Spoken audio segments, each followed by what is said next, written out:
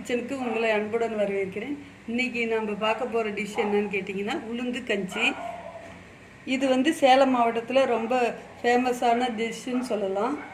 நம்ம அதற்கு தேவையான பொருட்கள் என்னன்னு பார்க்கலாம். உளுத்தம்பருப்பு ஒரு 50 கிராம் ஊற வச்சு கழுவி வச்சுருக்கிறேன். நாட்டு சக்கரை 1/4 கிலோ, முந்திரி பருப்பு 4, பாதாம் 4, சுக்கு கொஞ்சம் இடித்து அப்படியே வச்சுருக்கிறேன்,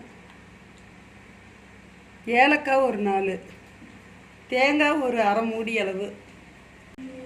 நம்ம சேனலை ஃபஸ்ட்டு பார்க்குறவங்க சப்ஸ்கிரைப் பண்ணுங்கள், பக்கத்தில் இருக்கிற பெல் பட்டன் அழுத்துங்க. வாங்க இந்த டிஷ்ஷு எப்படி செய்யறதுன்னு பார்க்கலாம். இது நம்ம இந்த தேங்காய் போட்டுக்கலாம்.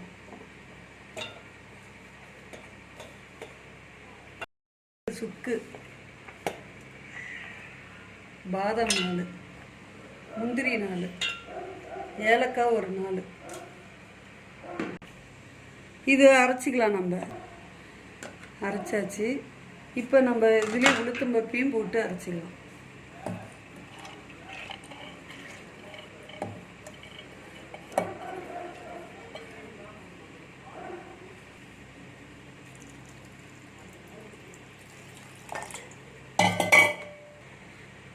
இப்போ அரைச்சாச்சு.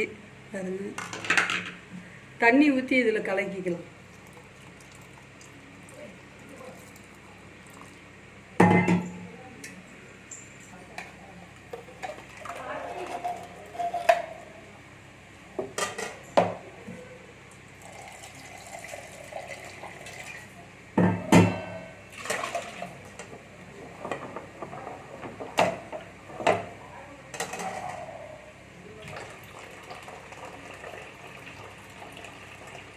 தண்ணி நம்மளுக்கு தேவையான அளவு ஊற்றிக்கலாம்.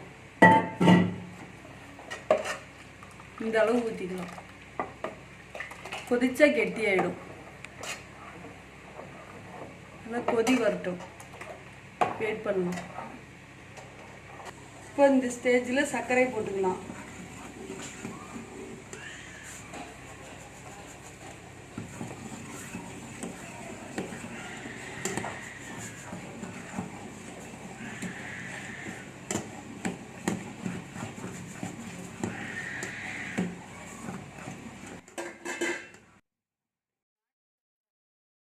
நாட்டு சர்க்கரையில் செஞ்சாதாங்க நல்ல டேஸ்ட்டாக இருக்கும். நாட்டு சர்க்கரையில் குளுக்கோஸ் இருக்குது, அதனால நாட்டு சர்க்கரையை யூஸ் பண்ணிக்கலாம்.